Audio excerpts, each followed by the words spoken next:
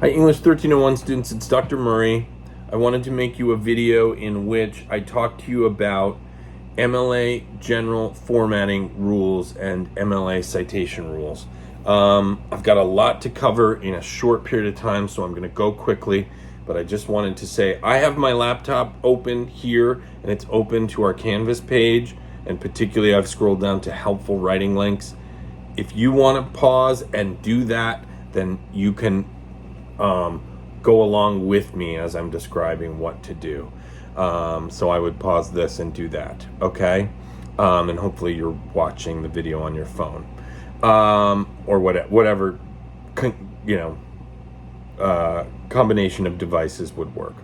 So now I'm looking at helpful writing links, and you'll see that the second link in helpful writing links is for MLA general formatting rules. I'm going to talk about this really quickly, but basically, if you click on that link, you just read what it says there, and it's a bunch of very simple stuff like how wide your margins should be, what your font size should be, 12, what font you should use, Times New Roman. You should double space your paper, your entire paper, not just the text of the paper, but also the works cited page.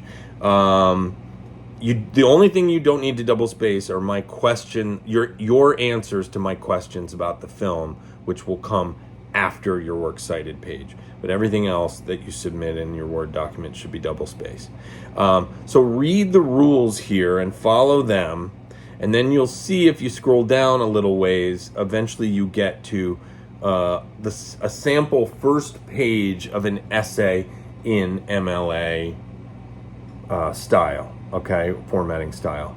So one thing I want to point out is you can see if you look at that example essay that in the upper left-hand corner you have those 4 pieces of information. That information only appears on the first page of your essay. In the upper right-hand corner you have your last name and the page number. That should appear on every page of your essay. But, I've gotten essays submitted where that information in the upper left is on every page of the essay. Don't do that. That's not how it should appear. The one thing I ask you to do that's different than the MLA formatting rules is the thing of labeling the sections of your paper, summary and response, which I specify on the assignment sheet for essay 1. Near the bottom of the second page, I say some important technical considerations, and one of them is talking about labeling the different sections. Read that carefully, do that.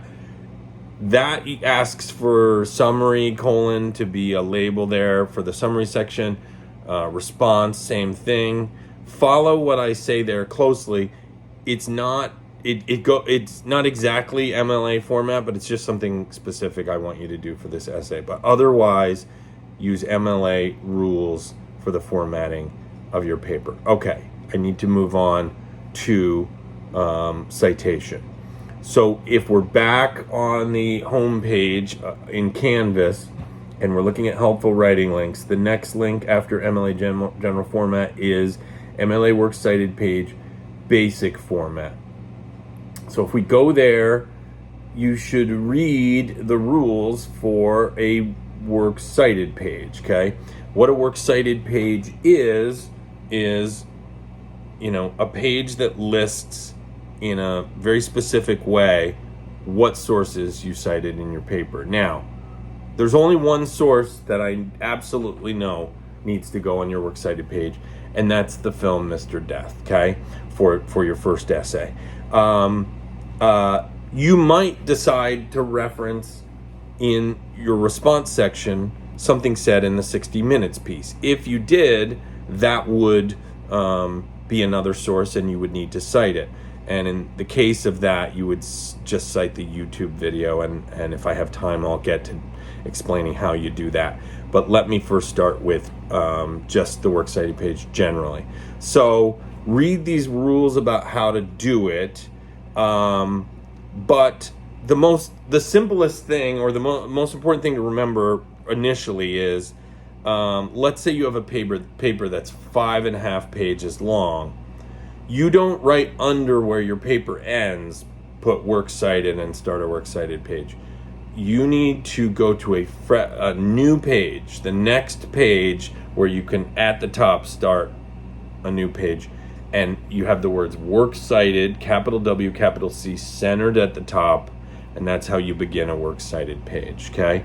Now, to get into explaining what a citation looks like on the page, we'll need to go into another link. So let's again go back to the home page, and under the one where we just were, works cited page, basic format, there's one that says MLA sample works cited page.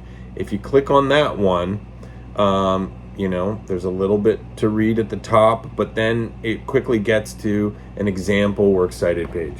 It says works cited centered at the top, and then you have the first citation that says Dean, Cornelia. It's for an article called "Executive on a Mission Saving the Planet." It's from the New York Times website, etc. Okay, so the thing to notice about that citation first is that notice that Dean, the first word of the citation, is flush to the left margin. And then the subsequent two lines, the one starting May 2007 and the one starting accessed, those subsequent two lines are indented about 5 spaces, okay? But the first line of the citation is flush to the left margin, okay? Now, where it gets to say Ebert, Roger, that's a new citation. That's a new source that's being cited. So we're only really looking at the first 3 lines here, because the first 3 lines make up the first citation or the first source that's on the page, okay? Now, the indenting of any line after the first is called a hanging indent.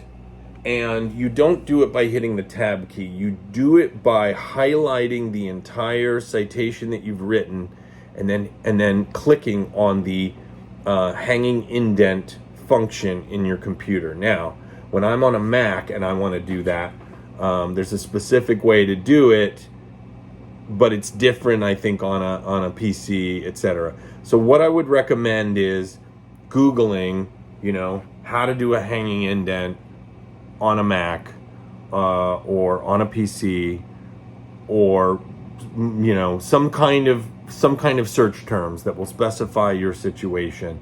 And then you figure out how to do that. There are also videos on YouTube that show you how to do it. And then you put the hanging indent in there. It's not going to be a lot of work for you guys once you figure out how to do it, because it's just a matter of highlighting it, clicking that function, and then it will indent the lines. And you're not going to have a lot of sources, so you're really not going to have many to do it for. Maybe just the movie Mr. Death, okay? Now, there's a lot I could say here. You'll notice that Dean comes first, Ebert comes second. So in general, what you should know is that when you have multiple sources on a works cited page, they're listed alphabetically by whatever the first word is. Now notice, in the cases of Dean, Cornelia, or Ebert, Roger, a name has been reversed to put the last name first, which is common when you're alphabetizing, that you alphabetize by the last name of, in both the cases of these sources, the author. Now, the problem is, of course, not every source goes by author first, and especially if it's a film, that's not necessarily how you do it. There's a lot I could say here, but I don't have a lot of time, so I'm going to say now, let's go back to helpful writing links on our homepage, okay? And now, no, I'm gonna change my mind. I'm gonna go back to the page we were just on, which was sample works cited page, okay? And we're back on the sample works cited page, and go to the left column, and you'll see the left column has something like a kind of table of contents there. And every item starts with MLA, MLA, MLA. But what we want to go to is MLA works cited page. You'll see that there's one that says MLA Works Cited page books, and then the one under it says MLA Works Cited page periodicals, and a couple more down you'll see that it says MLA Works Cited other common sources. That's where it tells you how to cite a film. So let's click on that. And when we get there, okay, it will start listing different kinds of sources you might cite. You'll see that it says an interview. If you scroll down a little further, it says speeches, lectures, and other oral presentations, etc. But what we want to do is scroll all the way down to the very bottom of the page.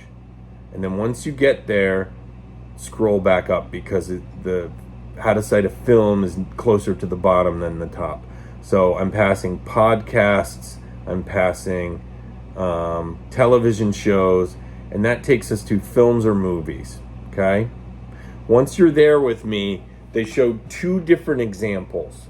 One starts with Speed Racer, which is the title of a film. The other starts with Lucas, George. Obviously, that's a Star Wars movie, okay? I'm going to ask you to use the former, the Speed Racer one, as your example. So if we look at this one, it starts with the title of the film in italics with a period after it. So what you'll do for your citation is Mr. Death, capital M, capital D, colon, and then the subtitle of the movie, The Rise and Fall of Fred A. Leuchter Jr., period, that whole thing in italics, and that's the first piece of information. The whole thing in italics with a period at the end, the full title of the movie. That's the first thing. Then here it says directed by Lana Wachowski, etc. Yours will just say directed by Errol Morris. And then you'll see that after they've listed the directors in the example, there's a comma. So after Errol Morris, you put a comma. Then it says performances by. Now, ours is a documentary, so there are no actors. But what you can do is say performances by, and then list a few of the important people from the film. Fred Leuchter, Ernst Zundel, Robert Jan van Pelt, James Roth. You don't have to list everybody. Just list maybe those four, or whichever ones you think you talk about most in your paper. Then we see that at the end of their list of performance, the last one is John Goodman. There's a comma, so you put a comma after whoever is the last person from the film you list. And then the next thing they list is Warner Brothers. So you will list Lionsgate Entertainment, capital L, capital G, capital E. You might be like, well, how would I have known that? I put it on the assignment sheet. It's in that section that says some technical considerations, some technical things to consider. Then comma after Lionsgate Entertainment, and then you put the year 1999 is when Mr. Death came out, period. That's all the information you need on your works cited page for this one, okay? We're running out of time, so I got to now talk about in-text citations. I'm going to just cut to the chase, okay? There's a lot you could read on the page at Purdue OWL for in-text citations, but here's practically what you need to do in this paper.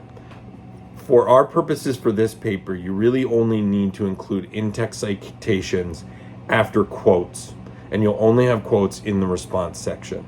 So when you get to the end of a quote, when you have the end quote, okay, end quote, then you have parentheses, okay?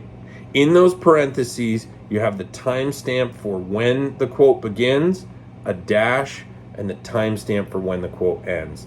Now, a timestamp for a film generally consists of hour, minutes, seconds.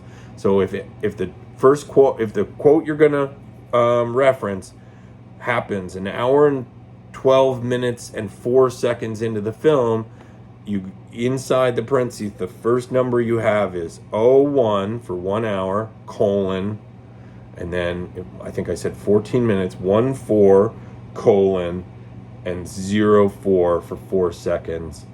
Then you have a dash, and it's going to be almost the same number, but just a few seconds later, because I don't imagine any quote takes longer than a few seconds to say. Though, timestamp for when the quote begins, timestamp for when it ends, close the parentheses, then you put your ending punctuation, a period. I've got to end the video here. I'm out of time.